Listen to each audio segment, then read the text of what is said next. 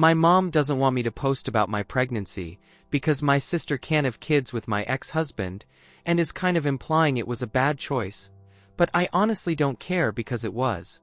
I was lying on the bed, with the soft light from the lamp reflecting on the walls of the room, when the first ultrasound picture popped up on my phone. I was 30 weeks pregnant, and for the first time, I truly felt connected to that little person growing inside me. My heart was racing, happiness was bubbling up, and the emotion was almost overwhelming. I looked over at Ricardo, who was on the computer, and called him over with a grin like I'd just hit the jackpot. "Look at our baby. Our second one," I said, pointing at the phone screen. He smiled back, his eyes sparkling, that smile that only shows up when he's genuinely happy, and kissed me on the forehead. It was a simple moment, but for me it meant everything. All I wanted now was to spread the good news. After all, it was my second child, but the first with Ricardo. There was no way I could hide my happiness. Lucas, my 6-year-old son, was just as excited as I was, but it was clear he didn't fully understand what having a little sibling would mean. He just knew he was super excited to be the best big brother in the world. I knew life was about to change again, and with each ultrasound, every little gesture of affection from Ricardo, I felt more connected to this new chapter in my life. And of course, like any woman going through pregnancy, the urge to share every moment was almost irresistible. So, I started posting on social media. I put up pictures of the ultrasound, some of my growing belly, and even posted a photo of me laughing with Ricardo while we debated what to put in the baby's room. Nothing excessive. I just wanted the people who cared about me, my family, my friends, to see how happy I was.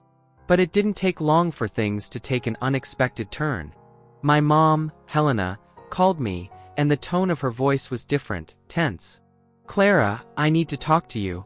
I don't think it's a good idea for you to keep posting those pregnancy pictures, you know?" I felt a knot in my stomach. I knew her well enough to sense something was off. My mom had always supported me through everything, but every now and then, she had this way of speaking that made you feel like you were making a mistake, even when you hadn't done anything wrong. And this time, she seemed really concerned. "Clara," she continued, in that tone like she had something heavy to say, "Juliana has been struggling so much to get pregnant. She's in pain, and when she sees your posts, I think it just makes her feel even more frustrated. I just want you to think about her feelings." Juliana, my sister, was 2 years older than me and was going through the painful process of trying to get pregnant. Every month brought new hope. Every negative test was another heartbreak. I knew that, of course, but I also knew life had to go on. "But Mom, I can't just hide my happiness. I deserve to celebrate just like anyone else would," I replied, trying to stay calm. I was really trying to understand her concern, but it just felt so unfair. I wasn't doing anything wrong. I wasn't pressuring Juliana. I wasn't bad-mouthing anyone. I just wanted to celebrate the life growing inside me. "Clara," my mom sighed, almost defeated, "it's not about you. It's about her, you know? She already thinks Fernando was the wrong choice. And your posts just make that worse. I don't want you to cause her more pain." I took a deep breath, trying to process everything. I knew my mom had that protective instinct when it came to Juliana, but it felt like she was asking me to suppress myself, to stay silent, to hide my joy, because of someone else's pain. "Look, I understand Juliana's suffering. I know how much she wanted to be a mom and how infertility weighed on her. But why did that mean I had to hide my moment of happiness? I'd been through so much in my life. My marriage to Fernando had ended bitterly after I found out he cheated with my sister, and after the separation, I'd struggled so much on my own to raise Lucas.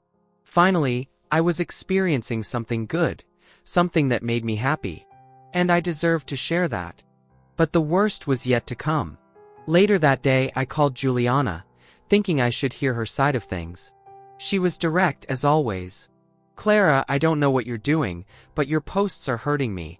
I'm trying to have a baby, and every time I see you posting about yours, it feels like my pain doesn't matter. Don't you see how that makes me feel?" I swallowed hard. Her tone was calm, but the poison in her words was clear.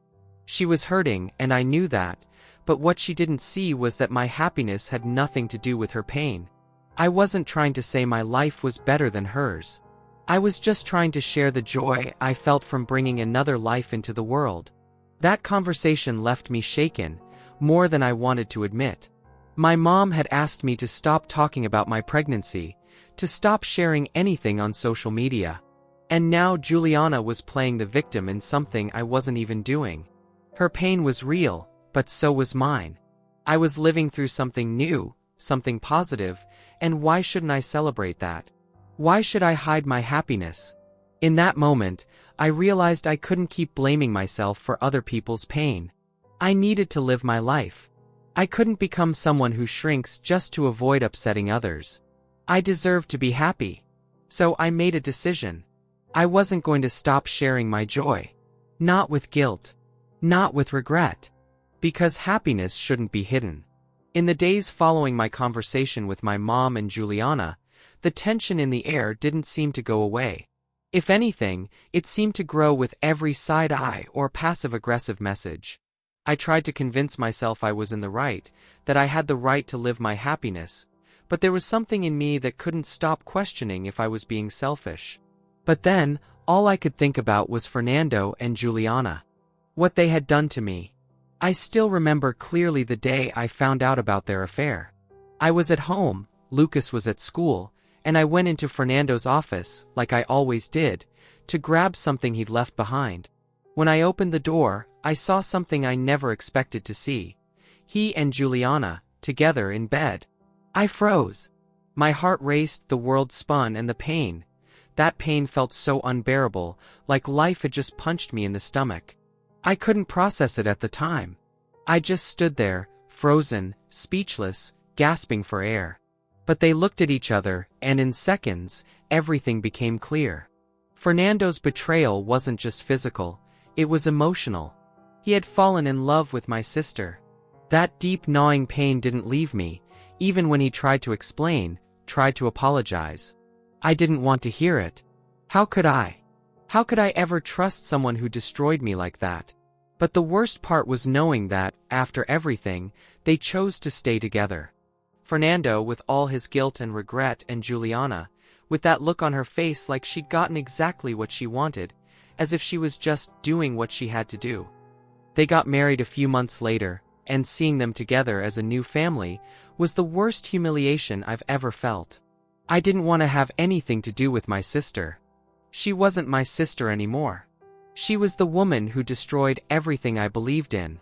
And my mom, Helena. She had always been very close to Juliana, always supporting her choices, her struggles. Not that I didn't understand. Juliana had always been the more sensitive one, the delicate one, the one who needed more care.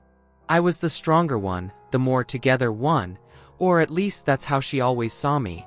But after everything that happened, when I saw my mom with that I understand Juliana's pain look, when she asked me to hide my happiness because of her, I felt something in my chest tighten in a way I didn't know how to deal with. It was like I had been cast as the villain, as someone selfish for trying to live my own life, for trying to be happy after so much pain. I knew my mom had always favored Juliana, but in that moment, what hurt was realizing she wasn't willing to support my happiness, my family. I needed her, not to defend me, but to recognize that I also had the right to be happy, to build something new and beautiful. It didn't matter that Juliana was fighting infertility. It didn't matter that she was suffering. I had suffered too, and now it was my time to live. So I kept going. I kept posting. Every ultrasound photo, every new moment with Ricardo and Lucas, every detail of my pregnancy, I posted it. It was my way of reaffirming myself, of telling the world and myself that I had the right to be happy. Because yes, it's possible to live with pain and still find moments of joy. And I was determined to live those moments. That's when things started to get really complicated. My mom, apparently, hadn't come to terms with my stance. On one of my recent posts, I shared a picture of Ricardo and Lucas gently rubbing my belly, both of them with their eyes sparkling with anticipation. A simple photo, but it meant the world to me. And that's when Helena did something I never would have imagined. She commented. Her comment was short, but laced with a venom that made me shake with anger. It's good to know that some people's happiness doesn't get erased by others' suffering. It was a comment so full of resentment that I immediately felt a lump in my throat. What was she implying? That I was being insensitive? That my happiness somehow disrespected Juliana's pain? I couldn't respond right away. I just stared at that comment, feeling my head spin. How could she do this? How could she turn against me, so publicly, so directly, when all I was trying to do was celebrate life? I thought about deleting the post, but something inside me rebelled. That wouldn't be fair. I couldn't let my mom silence me like that, or try to make me feel guilty for my happiness. The problem was, that wasn't an isolated incident. Over time, Helena's comments became more frequent. Little jabs here and there on my posts, like she was getting back at me for my insensitivity toward Juliana. Each comment hurt more than the last. I knew I was dealing with a family conflict, but the pain it caused me seemed so much deeper than anything I'd faced before. I started to question myself. How far would I go to maintain my dignity? How long would it be healthy to keep exposing myself to my mom and sister's judgment? After all, who was I really trying to please? Was I celebrating life, or just trying to assert myself in front of those who rejected me? I knew the decision to keep going or not was mine, but I was starting to feel the weight of every choice.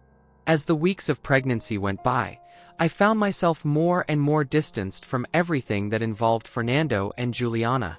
They no longer played a direct role in my life, but the pain they caused still seemed to pop up at unexpected moments. Yet, despite all this family tension, my life with Ricardo was becoming more and more stable, filled with genuine moments of happiness. He respected me, treated me with kindness, and there was something about him that made me feel safe.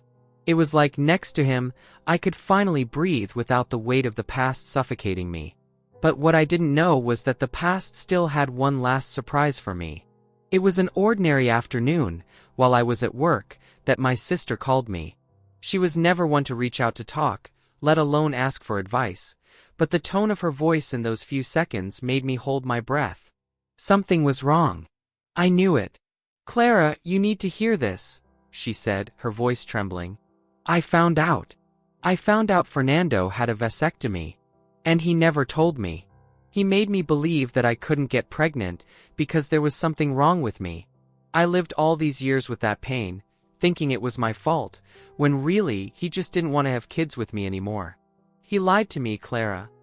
I felt a chill run up my spine.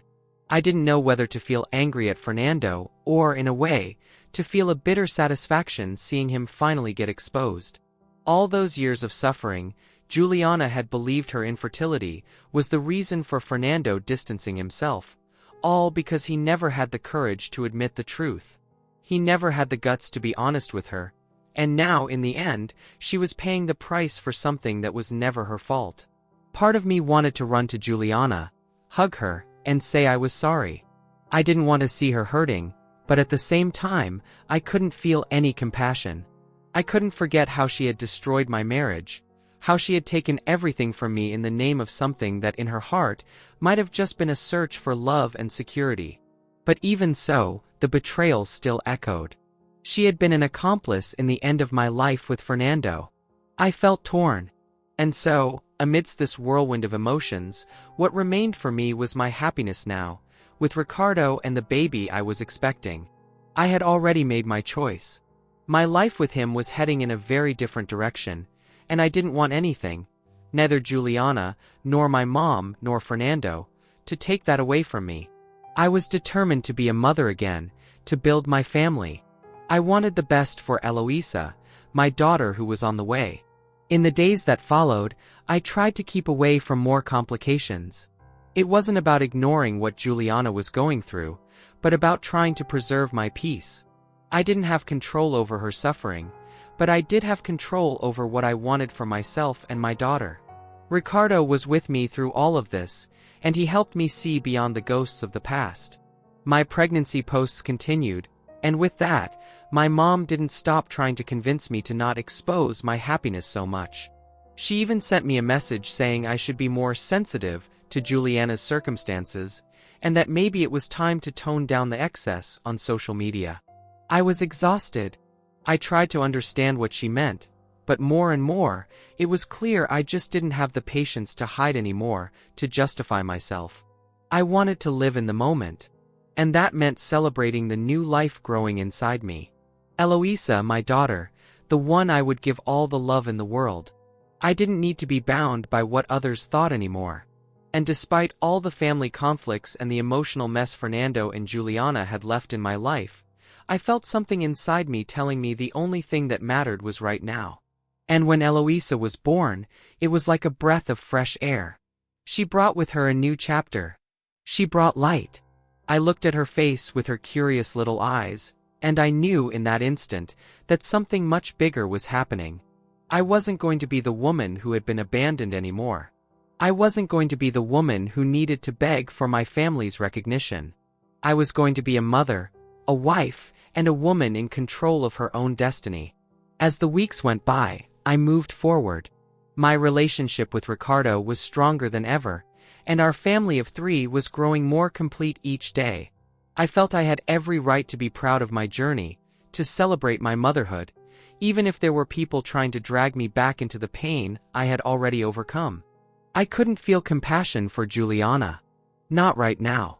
Maybe in the future, things would change. Maybe someday she would see the situation from a different angle, without the veil of pain. But for now, I had Eloisa. I had Ricardo. I had what I should have always valued more, my own happiness. I thought that with Eloisa's birth, something would change. That maybe, after everything that had happened, my mom would finally see the happiness blooming in my life and surrender to her granddaughter, who arrived full of life and love. I imagined she would come, say something sweet, maybe even apologize for all the pain she caused. It seemed natural. I believed that she would be happy for me, that this would be the turning point. But, like so many times before, my hope was nothing but a ghost. Ricardo and I carried on with our routine, now with Eloisa in our arms. It was all new, like the universe was giving us a chance to start fresh, without the ghosts of the past. I shared moments of happiness with Lucas, who turned out to be a thoughtful, caring brother, and with Eloisa, whose little eyes shone as she looked at the world for the first time. I posted photos on social media, Lucas playing with his sister, both of them smiling for the camera, my smile, the purity of their love. I wanted to celebrate. I had the right to celebrate. But my mom never showed up. Not a message. Nothing. She didn't reach out to see Eloisa, didn't ask how I was doing. On the contrary, her silence began to be more deafening than any words. No matter how much I tried to understand, no matter how hard I tried to justify it, there was no way. I already knew what it meant. And then, as if waiting wasn't hard enough, she sent me a message. I remember every word. I had just put Eloisa to sleep and was sitting on the couch, looking at her, admiring her calm little face as she breathed softly. That's when my phone buzzed. Her name appeared on the screen. Helena. A text message. I hesitated but opened it. You're selfish, Clara. You only think about yourself. You're out there flaunting your happiness with these kids, like that's the most important thing in the world. You didn't even call me to tell me you were pregnant. You didn't invite me to see your granddaughter. You're ungrateful, and you'll pay for that.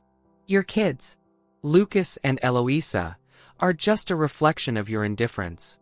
I hope you're proud of that. My stomach turned. I read and reread those words, trying to process what I had just read. I knew she could be harsh, but I never imagined she could go so far. Attacking my kids? Blaming them for something that was never their responsibility? I had a newborn daughter, and she was making me feel like I was the villain of the story, like I was doing something wrong by simply living my life. That's when it hit me. I could no longer allow her to destroy me, to make me feel guilty for being happy, for finally building the life I wanted. The last emotional tie I had with my mom broke in that moment. It wasn't about her anymore, about the expectations she had, about what she wanted for me. It was about me, about my children, about my peace. I couldn't respond. Not at that moment. I simply deleted the conversation and took a deep breath. Anger took over me, but at the same time, there was a sense of relief. I knew that was the end of a cycle, and that I didn't need to try to please her anymore, or anyone. The decision was made. I would cut ties with my mom. In the days that followed, I carried on with my life, taking care of my children, trying to give my best to them, to Ricardo. But at the same time, part of me watched from the outside, seeing what was happening with Juliana. Things seemed to be getting worse for her every day. Fernando left her. She found herself alone, with no support, no one around. The pain she felt from infertility was now amplified by abandonment. I knew she had deluded herself into thinking she would have a family, but now everything was crumbling around her. And my mom? She was also facing her own difficulties. I didn't want to know about my mom anymore. She was now a prisoner of her own choices, just like she had made me a prisoner of pain for all those years. I didn't care anymore. Really, I didn't. I didn't care that my mom had her own problems, that Juliana was alone. It wasn't selfishness. It was just the end of a phase in my life. I couldn't go back. I wouldn't be a prisoner of their suffering anymore, of the wounds of the past. I had my family now, the family I built with Ricardo, who respected me, who made me happy. And I made a decision that day, a firm decision. I would move forward. I wouldn't care about the negative opinions, the attacks, the silences. The happiness of my family was the only thing that mattered. And I wouldn't let anything or anyone destroy it. I was finally at peace.